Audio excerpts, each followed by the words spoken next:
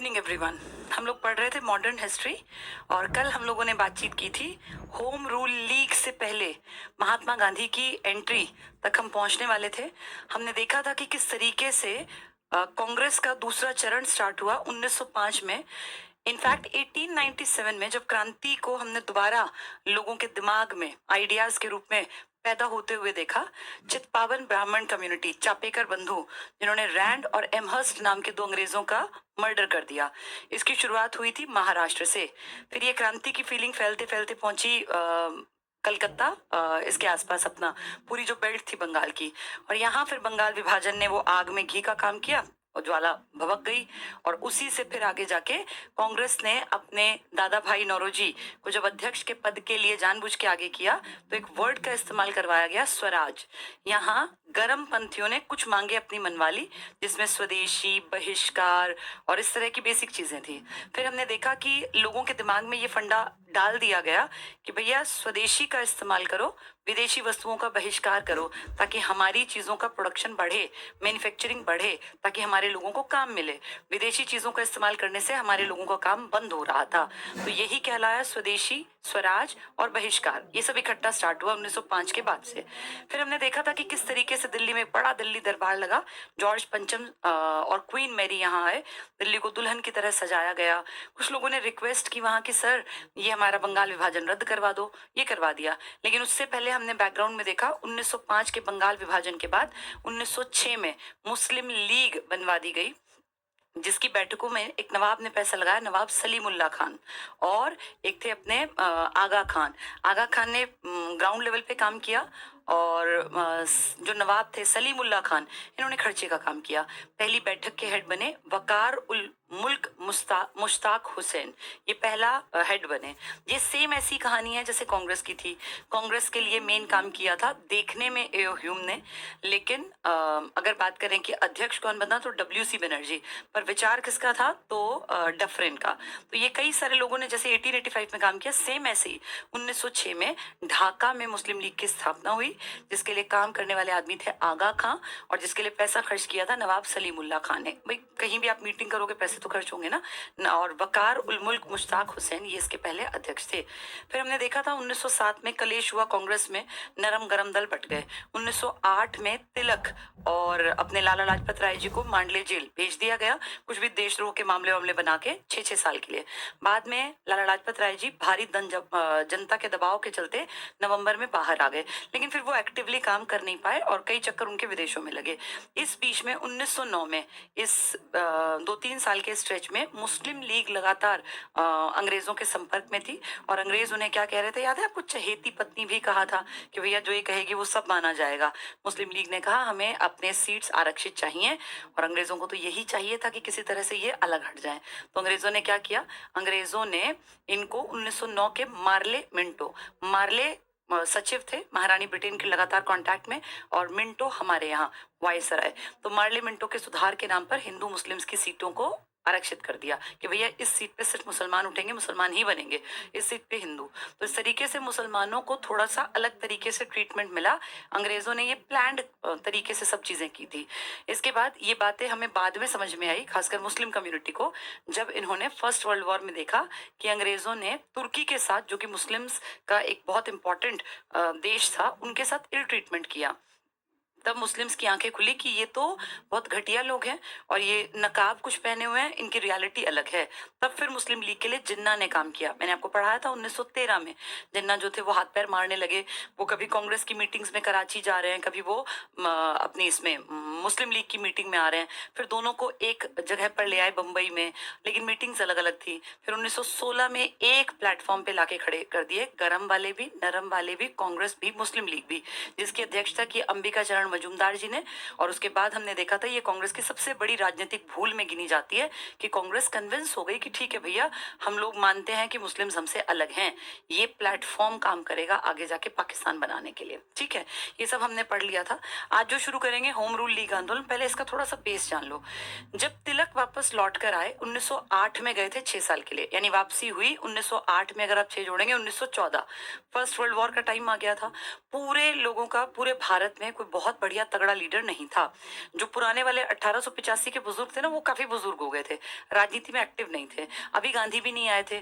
तो इस टाइम पर तिलक ने फील किया कि एक ऐसे संगठन की जरूरत है जिसकी सब बात माने, और उस संगठन को बनाने के लिए अब इनको, क्योंकि कांग्रेस से तो ये बहिष्कृत थे एक तरह से, ये बाहर निकाल दिए गए थे, अब अपने पास ऐसा कोई संगठन था नहीं। उसी टाइम पे इनकी मुलाकात होती है एनी बेसेंट से।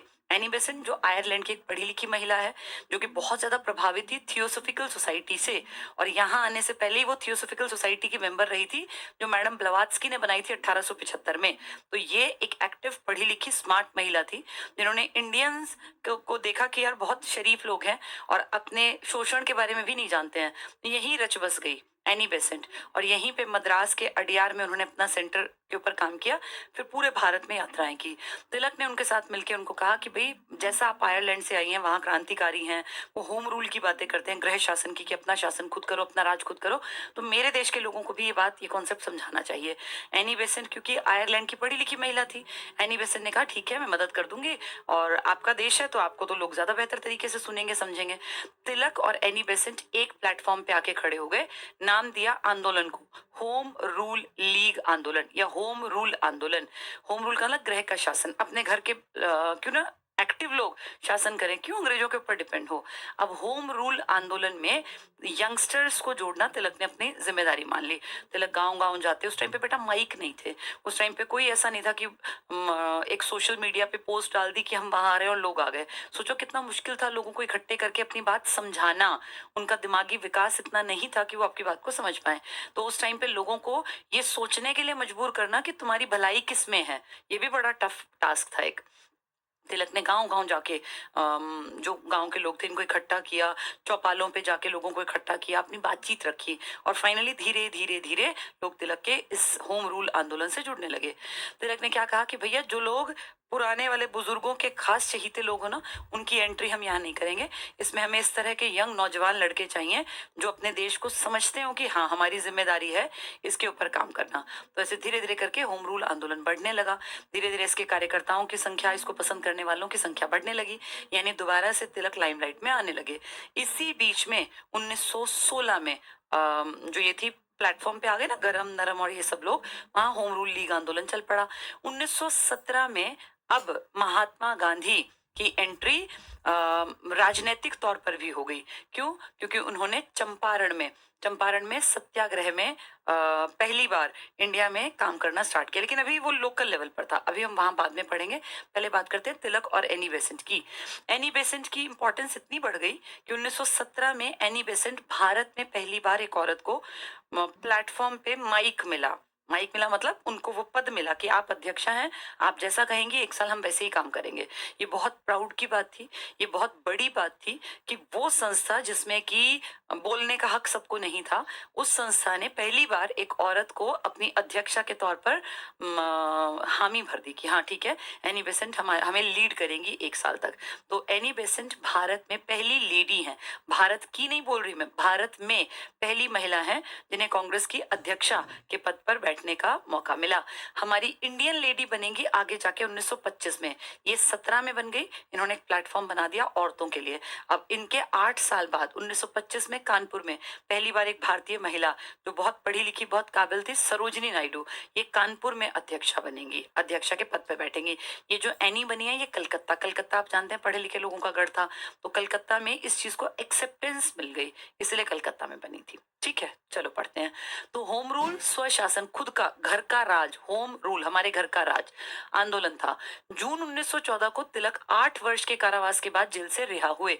क्यों गए थे तिलक कारावास में? क्योंकि तिलक को कांग्रेस ने निकाला, अंग्रेजों ने इस टाइम का फायदा उठाया कि भैया कांग्रेस किस इसके सिर पे से छत हट गई, अब इस आदमी को हम लोग जो है कहीं भी किसी भी झूठे मामले में फंसा के पहुंचा देंगे जेल। मांडले भेज दिए 1908 में। 8 में अगर तुम, ये 8 नहीं थी 6 साल थी, ये गलत छपा हुआ है, ये 6 साल है। 1914 में भैया 14 में अगर तुम देखो 8 से गिनोगे 6 में थोड़ी ना गए थे, 7 में तो ये सूरत अधिवेशन में लड़ रहे थे अपने हक के लिए, तो ये पकड़े गए थे 8 में। देशद्रोह का मामला चला 8 से 9 10 11 12 13 14 6 साल, ये 8 नहीं है 6 है। कारावास के बाद जेल से रिहा हो गए। होम रूल लीग की योजना मूल रूप से एनी बेसेंट, कौन एनी, आयरलैंड की एक लेडी जो थियोसोफिकल सोसाइटी की मेंबर भी थी। क्या थियोसोफिकल सोसाइटी, जो मैंने आपको पढ़ाया था चौथे पांचवें चैप्टर में, एक ऐसी संस्था पूरे वर्ल्ड के धर्मों को एक तरह से एक प्लेटफॉर्म पे लाने वाली, जिसने इस्लाम धर्म के बारे में भी रिसर्च किया, हिंदू धर्म पे भी, सनातन पे, हर चीज पे। एक महिला जिसका नाम था मैडम ब्लवात्स्की और कर्नल अल्कॉट, 1875 न्यूयॉर्क में। तो वो सारी घटना, ये लेडी वही है। तो एनी बेसेंट की थी। तिलक और बेसेंट ने स्वराज, खुद के राज की प्राप्ति के लिए सरकार पर दबाव डालने के लिए एक संगठन की आवश्यकता महसूस की। सरकार पे ना कभी भी एक आदमी दबाव नहीं डाल सकता। सरकार को एक आदमी कन्विंस कर ही नहीं सकता कि हमारी बात जैसे मैं कह रहा हूं वैसे करो। सरकार को कन्विंस करने के लिए भारी जनसंख्या चाहिए। जैसे आप अपने आप को देखो, आप अगर किसी चीज का विरोध करते हैं, मान लीजिए पेपर लीक हो गया, आपने विरोध किया, आप 2 लड़के जाएंगे, 4 लड़के जाएंगे, 10 लड़कियां इकट्ठी होंगी, कोई नहीं सुनने वाला। लेकिन अगर आप 50,000 इकट्ठे हो गए, आप इनफैक्ट 50,000 तो बहुत बड़ी बात है, 5,000 भी अगर बच्चे इकट्ठे हो जाए ना, सरकार के हाथ पैर हिल जाते हैं। दिक्कत यह है कि इतने लोग इकट्ठे हों कैसे, एक प्लेटफॉर्म साझा जिसपे सब लोग एक सुर में बात करें, अपने हक की बात करें।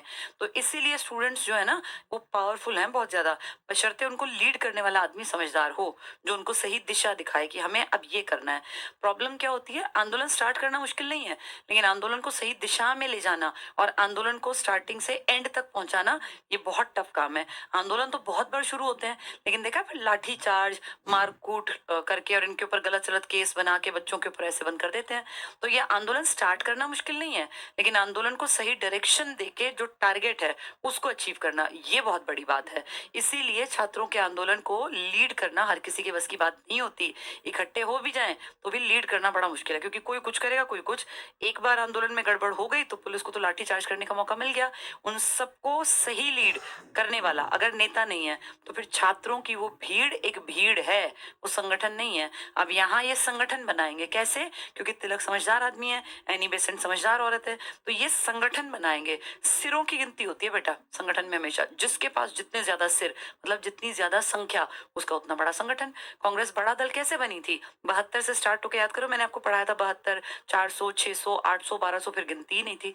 तो अब ये क्या कर रहे हैं दोनों मिलके, एक संगठन की आवश्यकता महसूस कर रहे हैं ताकि सरकार पे दबाव पड़े। बिना संगठन के दबाव नहीं सुनती सरकार, जिसके लिए आयरलैंड का उदाहरण सामने था। हुआ क्या था, आयरलैंड में क्रांतिकारियों का एक संगठन था, उसने अपनी बात मनवाने के लिए ग्रुप बना के और बहुत सारे यंग नौजवान जोड़े थे। अब आयरलैंड की एनी है, एनी को पता है ना इनके देश में क्या हुआ, वो सेम कॉन्सेप्ट ये तिलक के साथ शेयर कर रही हैं। तिलक कह रहे हैं लड़के मैं इकट्ठे कर दूंगा, लेकिन जैसे एक स्ट्रक्चर्ड तरीके से काम करवाने के लिए हमें बहुत सारे काम पहले करने पड़ेंगे। एनी बेसेंट ने स्वशासन आंदोलन की व्याख्या, अब इसने कब एक्सप्लेन किया है इन्होंने कि भाई कैसे करना है, क्या करना है, 1914 को अपने पत्र पहले ही। अब देखो ये आए हैं 1914 में, लेकिन ये तो जून में आए हैं, जबकि एनी ने देखो क्या कर दिया था, एनी ने तो पहले ही अपने अखबार में ये बात लिख ली थी। इसका मतलब तिलक से पहले एनी का विचार था कि होम रूल होना चाहिए। तिलक तो बाद में जुड़े हैं जून में, एनी तो जनवरी से बातें कर रही थी, तो मूल विचार एनी का था। इनका एक अखबार निकलता था, उसका नाम था कॉमनवेल्थ, इसमें इन्होंने ये टॉपिक लिखा था। यानी एनी बेसेंट जनवरी से काम कर रही हैं, लेकिन जनवरी से जून तक वो बढ़िया काम कर नहीं पाई। अब एक औरत होने के नाते आप सोचो वो कैसे गांव गांव में जाए, लोगों को इकट्ठा करे। जैसे उस टाइम पे ट्रेवलिंग के साधन थोड़ी ना थे। आज तो ठीक है आपने कैब की, आप कहीं भी चले गए, आपने स्कूटी उठाई चले गए, गाड़ी उठाई तब क्या था, कोई भी साधन नहीं। अब कलकत्ता के आंतरिक हिस्से में कैसे जाए एक लेडी, कहाँ रुकेगी रात में, कोई उसके साथ तो होना चाहिए। आदमी के लिए फिर भी भैया कहीं गांव में जाके रुकना, 4 लोगों से जानकारी निकालना, किसी किसी के कांटेक्ट निकालना, ये आसान काम था। आज जितनी चीजें आसान है ना कि आप कहीं जाके अपना काम निपटाया, आपने कोई बढ़िया होटल ले लिया और एक रात में आपको डर भी नहीं है भाई, आप सेफ जगह पे रुक गए। लेकिन तब थोड़ी ना ऐसा था। तो एनी बेसेंट कैसे कांटेक्ट करती, इसीलिए एनी को फील हुआ कि मुझे अगर अपना ये कॉन्सेप्ट लोगों के घरों तक पहुंचाना है, तो मुझे इंडिया में एक सेफ सिक्योर एक इस तरह का आदमी जिसका की एक अच्छी रेपो हो, उसके साथ अपने संगठन को जोड़ना पड़ेगा। तो क्या हुआ यहाँ पे देखें, जनवरी को इन्होंने लिखा था बहुत पहले कॉमनवेल्थ, ये बहुत इंपॉर्टेंट है। कॉमनवेल्थ किसका अखबार है, एनी का, जिसमें ब्रिटिश राष्ट्रमंडल के अंतर्गत स्वशासन को ध्यान में रखकर धार्मिक स्वतंत्रता, एनी ने ये बातें बहुत पहले कह दी। आप सोचो, आज आप धार्मिक स्वतंत्रता की बात करते हैं तो आपके दिमाग में आता है आर्टिकल नंबर 25, 26, 27, 28। जैसे ही कोई कहे कि क्या भारत में धार्मिक आजादी है, बिल्कुल है, मौलिक अधिकार है। कहाँ लिखा है? आर्टिकल 25, 26, 27, 28। क्या लिखा है इसमें? आपका जो मन करे आप वो धर्म अपना लो, जिसका मन करे धर्म चेंज कर लो। आपसे धर्म के नाम पे आपके देश की सरकार टैक्स नहीं लेगी।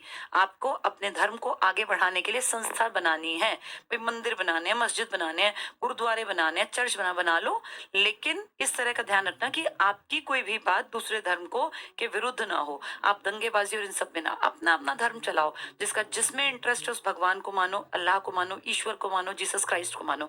भारत ने, हमने अपने संविधान में कहीं नहीं लिखा कि भारत धर्मनिरपेक्ष नहीं है या भारत हिंदू राष्ट्र है। तो ये उस टाइम पे बातें कर रही हैं, आज तो नॉर्मल बात है। आज से कितनी पुरानी? 1917, 1916। आज आप 2016 को क्रॉस करके 8 साल आगे आ गए हैं।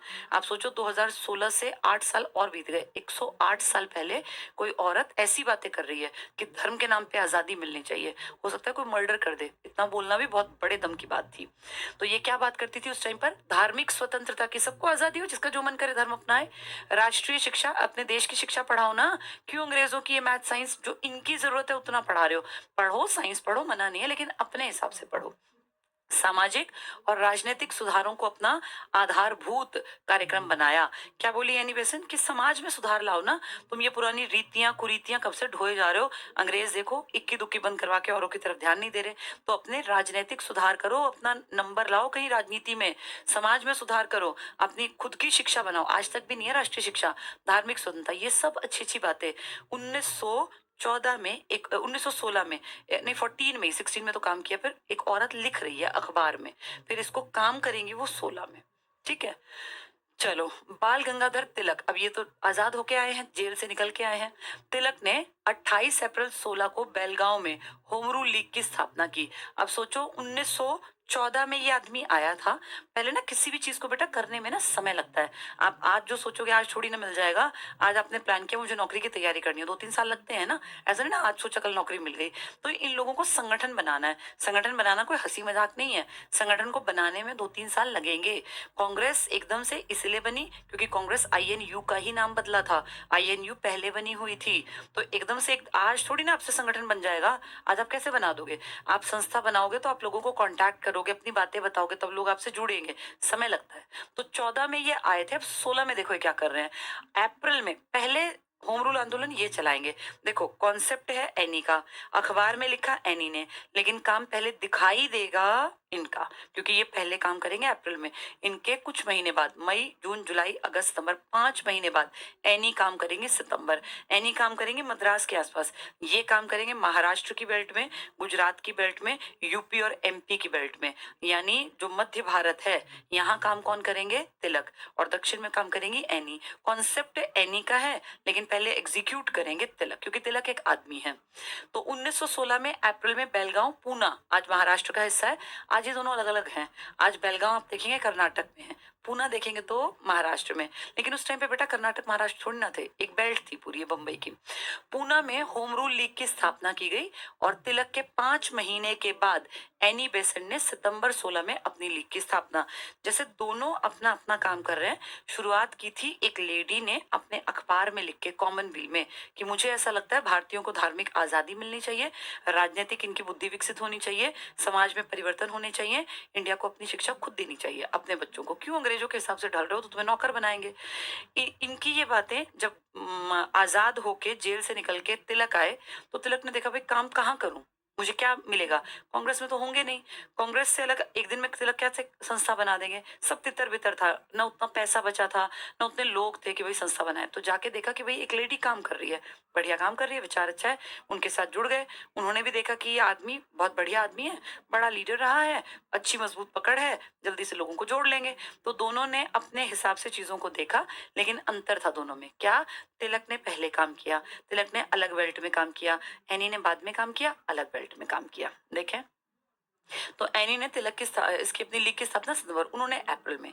तिलक की होम रूल लीग, अब ये तिलक की है, का कार्यक्षेत्र कर्नाटक, भाई पुणे महाराष्ट्र वाली बेल्ट, महाराष्ट्र, बंबई को छोड़कर, मेन बंबई जो मेन छोटा, जैसे बंबई बहुत बड़ा था, कह दे तुमसे कि हरियाणा, तो हरियाणा तो बहुत बड़ा है ना, कोई कहे उसमें एक स्पेसिफिक जगह, तो बम्बई बहुत बड़ा था। मेन बम्बई शहर को छोड़ के बाकी सारे में काम किया। मध्य प्रांत यानी मध्य प्रदेश, बरार, जबकि शेष भारत एनी बेसन के करे, शेष भारत दक्षिण की बात कर रहे हैं। एनी ने मेनली काम किया था मद्रास अडियार के आसपास, आज की बात करें तो केरला तमिलनाडु आंध्र प्रदेश वाली बेल्ट में। और तिलक ने कहाँ काम किया? महाराष्ट्र, कर्नाटक का थोड़ा हिस्सा, महाराष्ट्र का हिस्सा, थोड़ा सा हिस्सा एमपी का, इन इलाकों में। लीग की सर्वाधिक शाखाएं मद्रास में थी। एनी ने क्या किया? जगह जगह जगह जगह जगह जगह जाके ब्रांचेस खोल दी, एक ब्रांच यहाँ, एक यहाँ, एक यहाँ। ज्यादा आदमी नहीं जुड़े, आदमी ज्यादा जुड़े हैं तिलक ने, लेकिन ब्रांचेस कम बनाई। ये पूछ लेंगे शाखाएं कहाँ थी? मद्रास में। लेकिन लीग की सक्रियता ज्यादा थी बम्बई, उत्तर प्रदेश के कुछ हिस्से जहां तिलक काम कर रहे थे, गुजरात के ग्रामीण क्षेत्रों में ज्यादा। तो ब्रांचेस जल्दी जल्दी बना दी एनी ने, लेकिन ब्रांचेस ज्यादा पावरफुल बनाई तिलक ने। काम पहले स्टार्ट किया 28 अप्रैल को तिलक ने, इन्होंने शुरू किया सितंबर में। तिलक की बेल्ट में ज्यादा लोग जुड़े, ब्रांचेस कम, लोग ज्यादा। जैसे बैठक बुलाई तो एक जगह 1000 लोग आ गए, एनी बैठक बुलाई तो 100 लोग आए। तो ब्रांचेस ज्यादा लेकिन लोग कम थे। ठीक है। एनी बेसेंट का अखबार फिर वही जिसमें इन्होंने जनवरी में लिखा था कॉमनवेल। कॉमनवेल और न्यू इंडिया, न्यू इंडिया भी अखबार का नाम है, बहुत बार पूछते हैं। एनी के दो इंपॉर्टेंट अखबार तो कॉमनवेल और न्यू इंडिया, ये दो अखबार है। और तिलक के दो अखबार हैं मराठा, ये ने अलग कर देना, तिलक ने मराठा, इनके दो फेमस अखबार मराठा और केसरी। और एक अजीब बात है कि मराठा की भाषा मराठी नहीं है, मराठा इंग्लिश में है, केसरी मराठी में, उल्टा है यहाँ। मराठा मराठी में नहीं है, मराठा इंग्लिश में है और केसरी मराठी में, यानी इंग्लिश मराठी पे काम किया तिलक ने। अब एनी विदेशी महिला है, ये उर्दू कैसे छापेगी? तो इसके दोनों अखबार इंग्लिश में है। कौन कौन से? कॉमनवेल और न्यू इंडिया। नाम से देख लो ना, व्हील इंडिया अंग्रेजी शब्द है। तिलक ने मराठा निकाला लेकिन मराठी में नहीं है, इंग्लिश में है। और केसरी, केसरी होता है शेर, ये निकाला, ये किस में निकाला? ये मराठी में, उल्टा कर रखा है, मराठा इंग्लिश में, केसरी मराठी में। पत्रों के माध्यम से लीग के कार्यक्रम का प्रचार प्रसार किया, यानी लोग पढ़ें कि हम क्या सोचते हैं, क्या चाहते हैं, तो इसके लिए अखबार लिखने लगे। ये लेडी तो पहले से काम कर रही थी कॉमनवेल और न्यू इंडिया में अपने बारे में, भाई हम ये सोचते हैं, हमसे जो जुड़ना चाहते हैं वो आ जाए। तिलक ने भी दो अखबार का सहारा लिया, केसरी और मराठा। मराठा मराठी में नहीं है, इंग्लिश में, तो पढ़े लिखे लोग, और केसरी मराठी में, तो 4 अखबारों में इसके बारे में लिखा। एनी बेसेंट ने जॉर्ज ओरुडेल को होम रूल लीग का सेक्रेटरी बनाया। हर आदमी को ना काम करने के लिए किसी को भी अपने नीचे बहुत बड़ी टीम चाहिए, तो उसमें एक बड़ा पद होता है सेक्रेटरी। नाम से देखना इनका नाम क्या है, ओरुडेल, ओरुडिले भी लिखा होता है, तो ये नाम याद कर लेना, इंपॉर्टेंट है। होम रूल लीग का सेक्रेटरी बनाया। और अडेयार, अडेयार जगह का नाम है, बहुत बहुत इंपॉर्टेंट, हेडक्वार्टर बनेगा, मद्रास में लीग का हेडक्वार्टर बनाया। अन्य सहयोगियों में वीपी वाडिया, मजदूरों के नेता, सीपी रामास्वामी अय्यर, ये जरूरी नहीं है, बस इतना याद कर लो, इनका हेडक्वार्टर अडियार मद्रास में था। और एनी ने मेनली काम किया मद्रास की बेल्ट के आसपास, शाखाएं बहुत ज्यादा बना दी, लोग कम थे। कम शाखाओं में ज्यादा लोग जोड़े तिलक ने। और तिलक का मेन काम क्या था? मेन एरिया क्या था? एमपी, गुजरात और ये महाराष्ट्र कर्नाटक की बेल्ट, ये बहुत इंपॉर्टेंट है। अडियार मद्रास, और इसका सचिव का नाम ओरुडिले या ओरुडेल। और मेन कामकाज किया था एनी ने यहाँ। एनी बेसेंट ने लीग को अखिल भारतीय स्वरूप प्रदान किया। एनी, अब मैंने आपको क्या बताया भाई, 17 में पहली औरत जो कि हेड बनी। तो जब इन्होंने बातचीत की होगी तो लोगों ने सोचा होगा ना कि औरतों में भी इतनी बुद्धि हो सकती है, औरतों की इमेज तो बहुत खराब थी ना। औरतें एक टाइम पर बहुत बहुत पूजनीय थी भारत में। कब? जब मातृ सत्तात्मक समाज था, औरतों का सन, औरतों ने जो बोल दिया घर में वही होगा, एक दौर था ऐसा।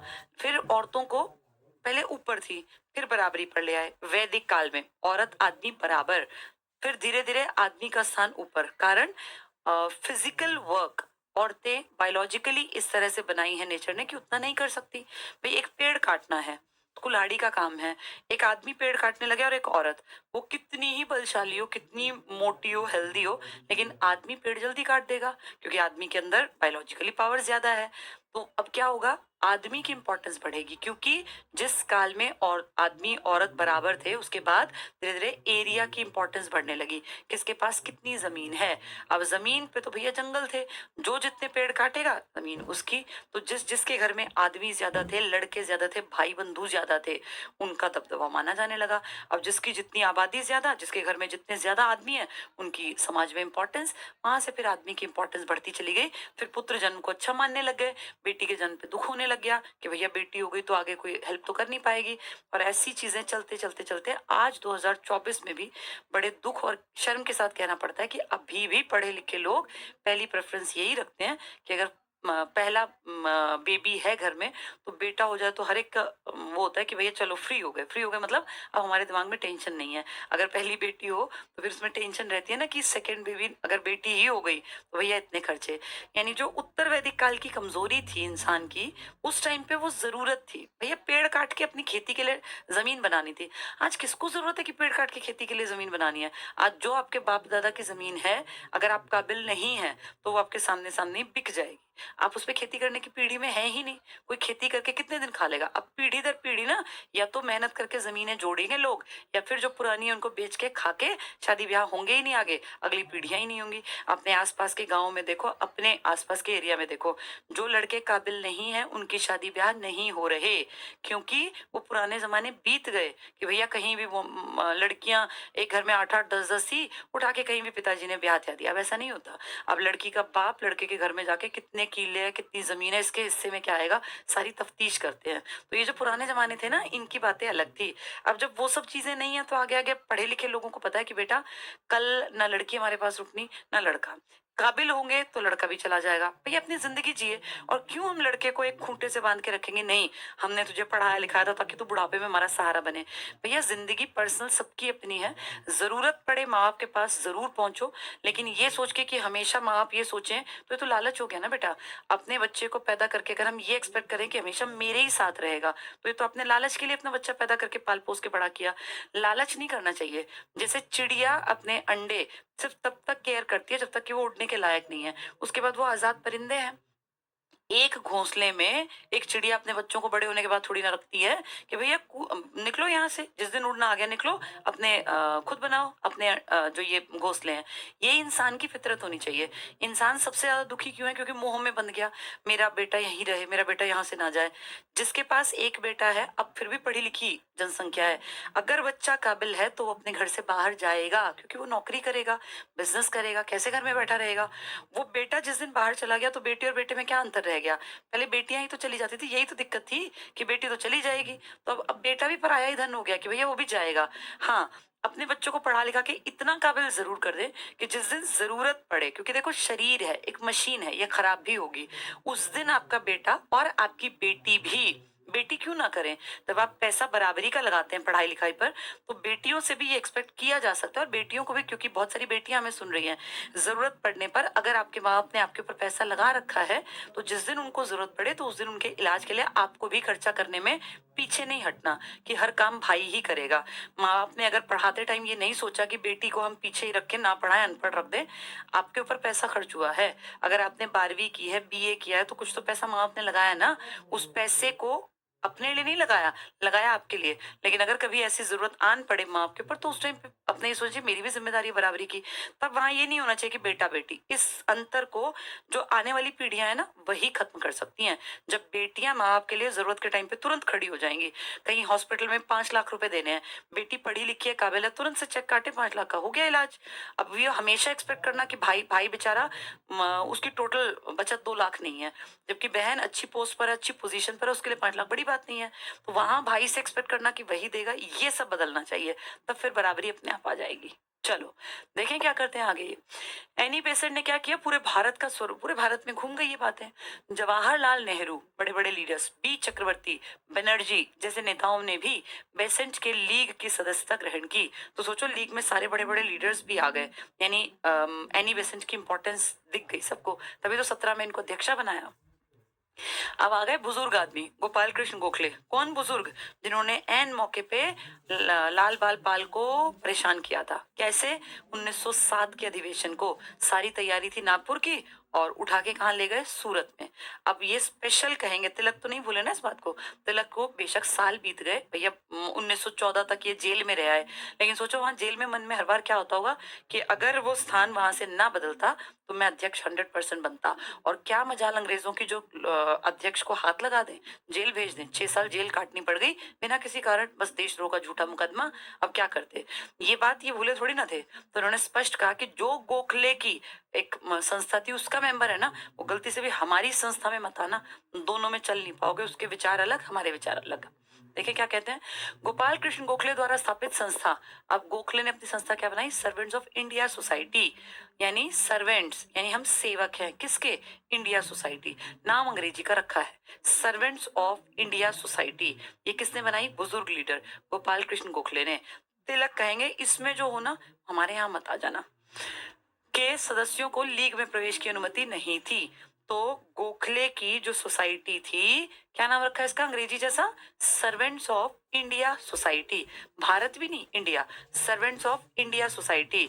इसमें कौन लोग थे, जो गोखले की बात मानते होंगे, तभी तो लीग ज्वाइन की होगी। अब दूसरी तरफ कौन है, तिलक। तिलक को याद है 1907 की घटना, तिलक ने कहा वहां से कोई यहाँ मत आ जाना, स्पष्ट बता दिया पहले ही, ये इंपॉर्टेंट पॉइंट है। होम रूल लीग आंदोलन के बढ़ते प्रभाव से चिंतित सरकार। अब सरकार को लगा कि भैया ये तिलक फिर लौट आया, सरकार ने पहले तिलक को ही तो भिजवाया था मांडले जेल, तो सरकार ने कहा ये तिलक तो फिर गड़बड़ करेगा, सरकार चिंतित है। चिंतित सरकार ने 1917 में एनी बेसेंट, जॉर्ज ओरुडेल, कौन ओरुडेल, जो देखो वहां था साउथ की तरफ नहीं काम कर रहे थे, जॉर्ज ओरुडेल, यही वीपी वाडिया, इनको गिरफ्तार कर लिया। तो डर के मारे कि कहीं ये लोग जो है पूरे भारत को भड़का दे, पकड़ लो इनको। किस किस को पकड़ लिया, एनी बेसेंट को, वाडियार को, और एक मेन आदमी ओरुडेल को। इसके विरोध में सर एस सुब्रमण्यम अय्यर ने अपनी नाइट की उपाधि वापस कर दी। अंग्रेज हमारे इंडियंस को बड़ी बड़ी उपाधियां देके खुश रखते थे। कौन से इंडियंस को, जो थोड़े अमीर होते, जिनका समाज में सिक्का चलता, जिनकी लोग सुनते थे। तो उनमें एक आदमी था जिसके पास ये उपाधि थी। उसने कहा भैया पकड़ो उपाधि, जब तुम्हें मेरे देश के लोगों की कदर ही नहीं है। क्या किया एनी बेसेंट ने, एनी बेसेंट काबिल औरत है, क्यों तुमने इसको जेल में बंद कर दिया। एनी बेसेंट, ओरुडेल ने क्या कर दिया, क्या वाडियार ने कर दिया। तो ये गुस्से में इन्होंने अपनी, अय्यर ने अपनी नाइट की उपाधि वापस कर दी। 17 में, अब ये देखो कांग्रेस की हेड बनी, बड़ी पढ़ी लिखी काबिल औरत थी ना। जैसे जो काबिल थे ना वो अपनी जगह हमेशा बना लेते थे, उनमें से एक नाम है किस लेडी का, अपनी एनी बेसेंट, आयरलैंड वाली। तो एनी बेसेंट कांग्रेस की अध्यक्षा बनी। अध्यक्षा के रूप में उन्होंने कहा भारत अब अनुग्रहों के लिए अपने घुटने पर नहीं बल्कि अधिकारों के लिए अपने पैरों पर खड़ा है। तो इन्होंने क्या कहा वहां खड़े होके स्टेज पे, एक्चुअली क्या होता है, जैसा लीडर होता है ना वैसे ही बाकी लोग बन जाते हैं। इन्होंने कहा अब हम घुटनों पे नहीं बैठे, अब हम अपने अधिकारों के लिए डट के लड़ेंगे। तो एक तरह से ये औरत क्रांतिकारी महिला थी। जैसे तिलक के साथ किसकी निभेगी, जिसके विचार क्रांति से भरे होंगे, क्रांतिकारी विचारों वाले। अगर इनकी तिलक के साथ निभ रही है, 1914 से 16 तक निभी है, तो इसका मतलब इस लेडी के विचार बहुत बहुत ज्यादा उस जमाने के हिसाब से प्रोग्रेसिव थे। अदरवाइज तिलक क्या माने, अपने सामने तिलक, भैया कोई औरत, औरत की स्थिति तो बहुत दोयम दर्जे की थी, लेकिन एक औरत के विचारों से तिलक इम्प्रेस्ड है और कह रहे मैडम आप बिल्कुल ठीक काम करें, मैं भी ऐसे ही काम करूंगा। तो इसमें कुछ तो काबिलियत होगी ना। 18 में मॉन्टेग्यू चेम्सफोर्ड, ये दो सुधार, दो आदमी है ये, चेम्सफोर्ड इंडिया का, मॉन्टेग्यू सचिव ब्रिटेन का। इनकी घोषणा के बाद बेसेंट सुधार समर्थक बन गई। अब देखो कैसे हुआ, ये संगठन बहुत आगे निकल गया। अंग्रेजों की कहीं ना कहीं आंखों में ये बात रड़कने लगी कि हमने जैसे 57 में क्रांति देखी थी, दबा दी थी, कहीं ये तिलक और एनी मिलके वापस से हमारे खिलाफ क्रांति ना करवा दें। इनका ये आंदोलन रोज बढ़ रहा है, इसमें बहुत लोग आ गए। अब इस टाइम पे कांग्रेस खाली थी क्योंकि गोखले जो थे वो एक्सपायर हो गए 15 में, और कोई बड़ा लीडर था नहीं, कांग्रेस खाली पड़ी थी। तो अब सोचो जिस टाइम पे कांग्रेस खाली है, एक दल उभर गया, होम रूल आंदोलन चलाने वाला, होम रूल लीग। तो अब ये अंग्रेजों को खटकने लगा कि कहीं ये औरत और ये आदमी मिलके पूरे लोगों को हमारे खिलाफ ना कर दे, इसीलिए इन दोनों के खिलाफ ये काम कर रहे हैं। अब इस बीच में एनी बेसेंट पलड़ा बदल गई, बहुत अच्छी महिला थी, बहुत पढ़ी लिखी, लेकिन उन्होंने क्या कहा, उन्होंने कहा मैं ऐसा फील कर रही हूँ कि ये जो सुधार इंडिया के लिए लाए हैं ना ये अच्छे हैं। कौन से सुधार, मॉन्टेग्यू चेम्सफोर्ड सुधार, कई अच्छी बातें थी, लेकिन एक बड़ा मामला था हिंदू मुसलमान जो 1909 में बांटे थे, अब उसमें सिख भी ऐड कर दिए, यानी हिंदुओं की सीटें अलग, मुसलमानों की अलग, सिख अलग। ये बात बहुत लोगों को खटकी थी, लेकिन एनी ने कहा कोई बात नहीं, जितना कर रहे हैं बहुत अच्छा कर रहे हैं, मैं इससे खुश हूँ और मैं आंदोलन को भी साइड में कर रही हूँ। यानी एक आंदोलन जो लगातार आगे बढ़ रहा था उस साइड में कर दिया एनी ने। देखें तो 18 में मॉन्टेग्यू चेम्सफोर्ड सुधार की घोषणा के बाद बेसेंट सुधारों की समर्थक बन गए, अंग्रेजों के सुधारों की। दूसरी ओर तिलक को इंडियन अनरेस्ट, एक बुक लिखी थी वेलेंटाइन शिरोल करके एक आदमी थे राइटर, उन्होंने खूब बुरा भला लिखा तिलक के बारे में। तो तिलक ने कहा भाई मेरे बारे में ऐसा कैसे लिख दिया, क्या मुझे जानता है आदमी, मैं इस पे मानहानि का केस करूंगा, इसने जानबूझ के मेरी बेइज्जती की है। ये बहाना मान लो, कुछ मान लो, दोनों लोग अलग हट गए, बढ़िया आंदोलन चलना स्टार्ट हुआ। एनी ने कहा मैं खुश हूँ सुधारों से। तिलक ने कहा मैं इस आदमी पे केस करूंगा और मैं ये ब्रिटेन जाके केस करूंगा। आंदोलन खत्म, क्योंकि जब लीडर ही नहीं तो कौन आगे बढ़ाएगा। तो तिलक को इंडियन अनरेस्ट, ये बुक का नाम है, कि लेखक वेलेंटाइन शिरोल पर मानहानि का मुकदमा करने के लिए ब्रिटेन जाना पड़ा। अब जैसे ये चले गए ब्रिटेन और एनी ने कहा भाई मैं तो खुश हूँ, मॉन्टेग्यू चेम्सफोर्ड सुधार, तो दोनों हट गए। परिणाम का स्वरूप होम रूल लीग आंदोलन नेतृत्व विहीन होकर समाप्त हो गया। यानी एक बहुत बढ़िया उभरती हुई चीज 1914 में आई थी, जो लेकर आई थी एनी, जिसमें जून में रिहा होकर आए तिलक जुड़े थे। 16 में दोनों ने अखबार खूब लिखे, कॉमनवेल, न्यू इंडिया, अंग्रेजी के, मराठा, केसरी, इंग्लिश और मराठी के, और उन अखबारों के माध्यम से जनता को चेताया। 17 में इनको कांग्रेस के अध्यक्ष बना दिया। लेकिन फिर बाद में इन्होंने क्या कहा कि भैया जो सुधार लाया ना अंग्रेज, मैं बहुत खुश हूँ। तो एक तरह से हट गई, मेन लीड से हट गई। तिलक ने कहा मेरे ऊपर मानहानि का केस मैं उसके ऊपर करूंगा जिसने मेरे बारे में गलत सलत लिखा है। बम्बई, वहां चले गए ब्रिटेन। पहले विश्व युद्ध की समाप्ति, अब 18 में युद्ध समाप्त हो गया।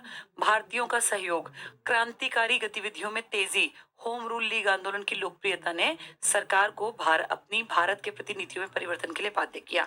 अब एक अजीब सा खालीपन क्रिएट हो गया भारत में। कैसे? ना तो कोई क्रांतिकारी काम कर रहा, दोनों अलग अलग हट गए, ना कोई बड़ा लीडर बुजुर्ग बचा, एक्सपायर हो गए, ज्यादातर हट गए थे। कोई भी खाली, एक ना खालीपन है। अब जो आदमी एक आएगा ना वो उभर जाएगा। जैसे कभी कभी ना ऐसा वैक्यूम आता है जिसमें एक आदमी लीड ले गया तो फिर वही वही चलेगा, तो वो वैक्यूम आ गया। अब ये वैक्यूम क्या है?